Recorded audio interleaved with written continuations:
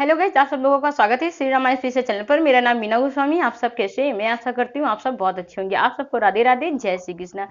जैसा ये विसर्ग संधि का थर्ड लेक्चर है, आज से विसर्ग संधि हम लोग की समाप्त हो रही है। ठीक है guys? तो चलिए, जो भी मेरे नए विद्यार्थी मैं उनसे यही चीज कहूंगी, आप संधि की क्लास जरूर देख लीजिएगा क्योंकि एग्जाम में इससे एक दो क्वेश्चन पूछे ही जाते हैं। ठीक है, तो चलिए आज का जो हम लोग का हेडिंग रहेगी, विसर्ग विसर्ग का लोप हो जाना। विसर्ग का लोप हो जाना। ठीक है, विसर्ग का लोप हो जाना मतलब गायब हो जाना। तो यहां पर कहने का मतलब ये चीज है कि यदि विसर्ग के बाद, देखिए यदि यहां पर आप लोग लिख लीजिए कि यदि विसर्ग के बाद रा हो तो उसके पहले वाले, देखिए यदि विसर्ग के बाद रा हो तो विसर्ग लुप्त हो जाता है। अभी तक हम लोग क्या करते थे कि विसर्ग में परिवर्तन करते थे, विसर्ग हमारा परिवर्तन हो जाता था। ठीक है, जब किसी स्वर या व्यंजन से मिल जाता था तो विसर्ग हमारा क्या हो जाता था, उसमें परिवर्तन आ जाता था।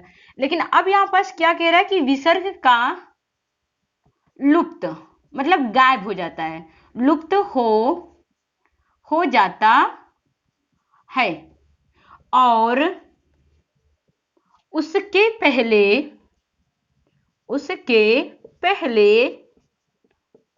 पहले अब देखिए उसके जो पहले मतलब उसके पहले का दीर्घ स्वर हो जाता है। उसके पहले दीर्घ स्वर हो जाता है। यहां पर आप लोग लिख लीजिए कि उसके पहले स्वर्ग दीर्घ हो जाता है, स्वर्ग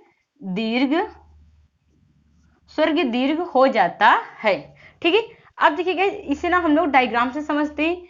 यहां पर आपका क्या हो जाएगा, लघु स्वर हो जाएगा। ठीक है, जब लघु स्वर का मेल किसके साथ होगा, रा के साथ होगा। तो क्या कह रहा है यहाँ पर आपके विसर्ग है।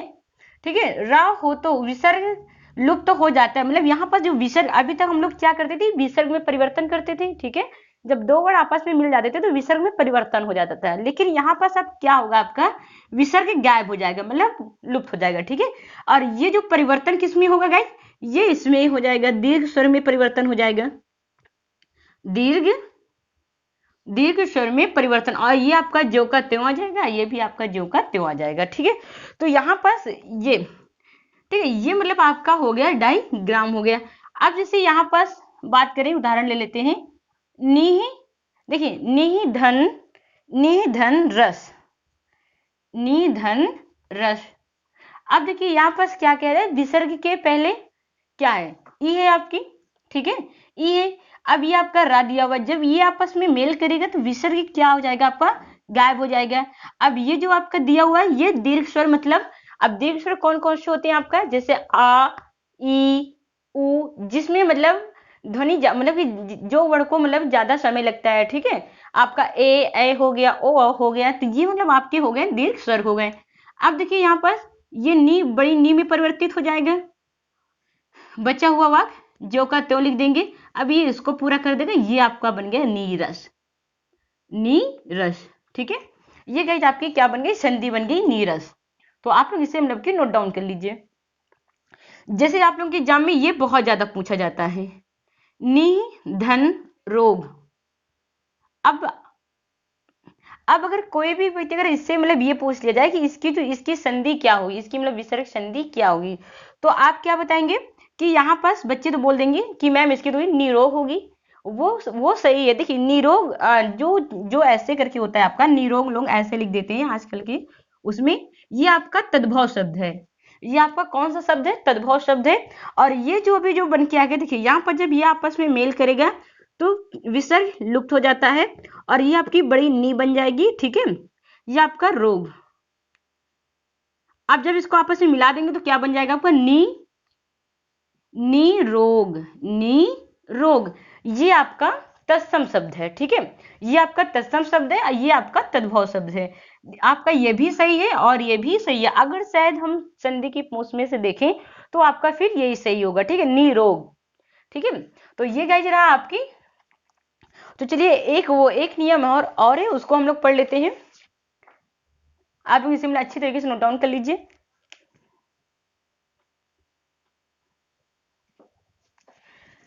अब दूसरा नियम क्या कहता है हमारा, पुनः और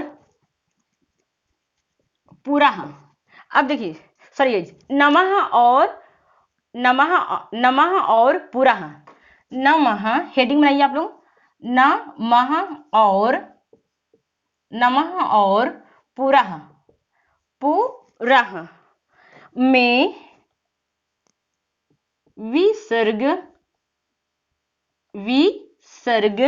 विसर्ग का सा हो जाना, विसर्ग का सा हो जाना। देखिए नमः और पुरः में विसर्ग का सा, दंत वाला सा है, ठीक है, सा हो जाना, सा हो जाना। अब देखिए यहां पास ये आपकी हेडिंग रही कि नमः और पुरः में विसर्ग का सा हो जाना। अब देखिए यहां पास आप थोड़ा सा लिख लीजिए, नमः और पुरः में, नमः और पुरः में विसर्ग का मेल। अब देखिए नमः और पुरः में विसर्ग का मेल किसके साथ होता है, का और पा के साथ होगा। किसके साथ होगा, का और पा के साथ, ठीक है।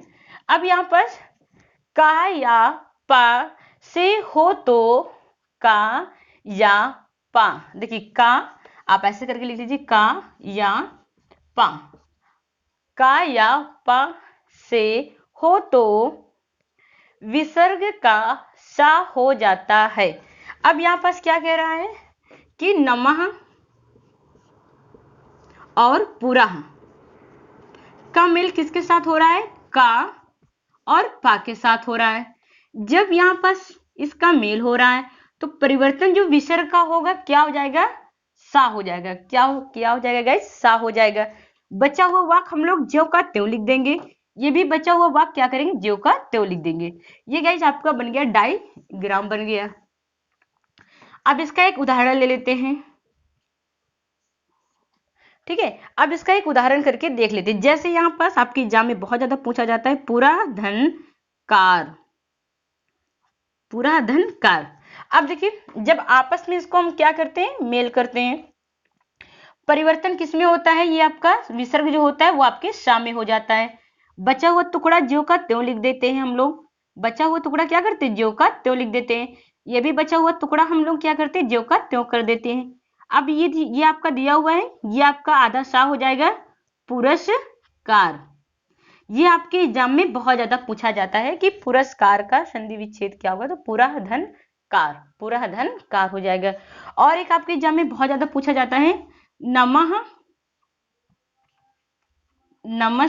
देखिए नमःकार, ठीक है, नमःकार। अब देखिए जब ये आपस में मिलेगा परिवर्तन किस में हो जाएगा, आपका सा में हो जाएगा, ठीक है। बचा हुआ टुकड़ा हम ज्यों का त्यों लिख देते हैं। बचा हुआ टुकड़ा क्या करते हैं हम लोग, ज्यों का त्यों लिख देते हैं, ठीक है। अब इसको पूरा करेंगे, ये आधा सा हो जाएगा पर नमस्कार। ये आपके संधि में बहुत ज्यादा पूछा जाता है, आपके एग्जाम में बहुत ज्यादा पूछा जाता है कि पुरस्कार का संधि विच्छेद क्या होगा, पूरा धन कार हो जाएगा। नमस्कार का क्या होगा, नमः धन कार हो जाएगा, ठीक है। तो ये गाइस रही आपकी विसर्ग संधि, आज से समाप्त हो चुकी है, ठीक है। तो आप लोग अच्छी तरीके से इसकी प्रैक्टिस करिएगा, अच्छी तरीके से रिवीजन करिएगा, क्योंकि एग्जाम में से 1-2 क्वेश्चन पूछे ही जाते हैं। तो चलिए गाइस थोड़ा से हम लोग पढ़ लेते हैं। अब देखिए विसर्ग संधि में अभी तक हम लोग किसमें पर विसर्ग में किसमें परिवर्तन हुआ है, तो दो सार्थक शब्द होते हैं, दो सार्थक। देखिए अब इसकी आप ट्रिक लिख लीजिए, दो सार्थक शब्द, जिसके सार्थक मतलब क्या होता है, जिसका सही शब्द निकले, ठीक है। दो सार्थक, यहाँ पास विसर्ग होता था, फिर यहाँ पास सार्थक शब्द होते थे, ठीक है, सार्थक शब्द, ठीक है। ये आपके सार्थक शब्द। अब देखिए यहाँ पर जब विसर्ग में परिवर्तन किसमें हुआ था, आपके जो विसर्ग में परिवर्तन हुआ था, ये टुकड़ा आपका ज्यों का त्यों होता था, और ये टुकड़ा आपका ज्यों का त्यों होता था, लेकिन परिवर्तन किस में होता था, आपके विसर्ग भी होता था। तो हम लोग क्या किस में परिवर्तन किए, ओ में भी, ओ में, ठीक है, ये आपका ओ हो गया, रा में हुआ है। फिर इसके बाद आपका किस में हुआ है, ये आपका शा में, और ये शा में हुआ है, और ये शा में हुआ है, ठीक है। ये जो गाइज हुआ है कि आप इतने में परिवर्तन आपका विसर्ग संधि के अंतर्गत हुआ है, ठीक है। तो आज ये पूरा रहा आपका इसका निचोड़ विसर्ग संधि का ही पूरा, कि दो सार्थक शब्द हम लोग लेते थे, दो सार्थक शब्द होते थे, और विसर्ग में जो परिवर्तन होता था, जो बदलाव होता था, जैसे ओ में, रा में, शा में, सा और ये शा, ठीक है। तो आप लोग इसे मतलब कि नोट डाउन कर लीजिए अच्छी तरीके से। तो आज हम लोग मतलब कि जानेंगे विसर्ग संधि और गुण स्वर संधि में थोड़ा अंतर जानेंगे। जैसे आप लोग इसे अच्छी तरीके से नोट डाउन कर लीजिए।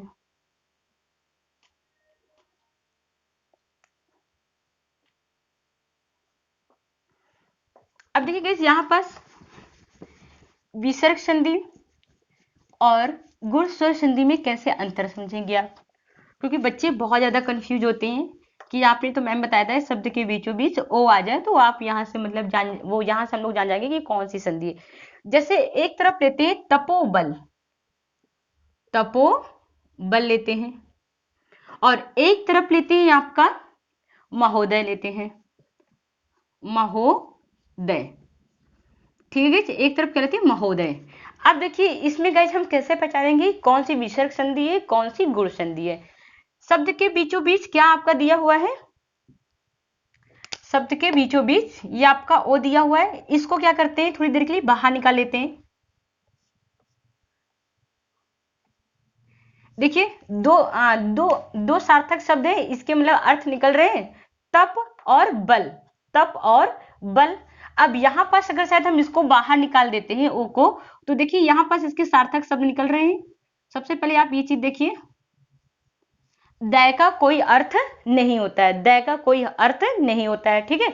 अब यहाँ पर देखिए दो सार्थक शब्द निकल रहे हैं, मतलब इनके मतलब अर्थ निकल रहे हैं, लेकिन यहाँ पास दय का कोई अर्थ नहीं होता है, ठीक है। तो आप यहीं से मतलब पहचानेंगे कि कौन सी संधि है, कि ये मतलब विसर्ग संधि है कि स्वर कि मतलब गुण स्वर संधि है। अब देखिए यहाँ पास ये आपकी कौन सी संधि, जब ये बाहर निकल तो आप यहाँ से आप समझ जाएंगे कि कौन सी संधि आपकी विसर्ग संधि है। अब देखिए यहाँ पास आप इसे कैसे मतलब पहचानेंगे, जब ओ को हम बाहर निकाल लेते हैं, अब आप लोगों के दिमाग में आया होगा कि ओ का मेल किसके किसके साथ होता है, आ का मेल ऊ या तो बड़ा ऊ के साथ। आप इसको इसके साथ रख के देख लीजिए, और आप इसको इसके साथ रख के देख लीजिए, ठीक है। इसको आप इसके साथ रख के देख लीजिए, इसको इसके साथ रख के देख लीजिए। अब बताइए इसमें मतलब दो सार्थक शब्द कौन कौन से हैं।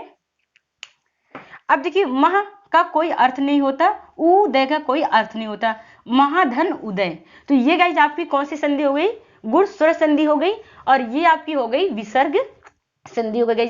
तो इस तरह आप लोग मतलब कि गुण और स्वर में अंतर समझेंगे। जैसे मतलब बहुत सारे जैसे हमने देखा है कि शब्द के बीचों बीच ओ हो तो आप पहचान जाइएगा ये गुण स्वर संधि है। अब वहां पर शब्द के बीचों बीच यहाँ तो भी ओ दिया हुआ है, लेकिन ये भी तो होना चाहिए। लेकिन देखिए यहाँ पर दो सार्थक शब्द नहीं निकल रहे हैं, ठीक है, लेकिन यहाँ पर दो सार्थक शब्द निकल रहे हैं, इसका मतलब भी निकल रहा है, लेकिन यहाँ पर द का कोई अर्थ नहीं है। तो इस तरह गाइज हम लोग पहचानेंगे गुण स्वर संधि में और आपकी विसर्ग संधि में। चलिए गाइज आज से आप लोगों की विसर्ग संधि समाप्त हो रही है। हम लोग मिलेंगे नेक्स्ट लेक्चर में। ओके, धन्यवाद।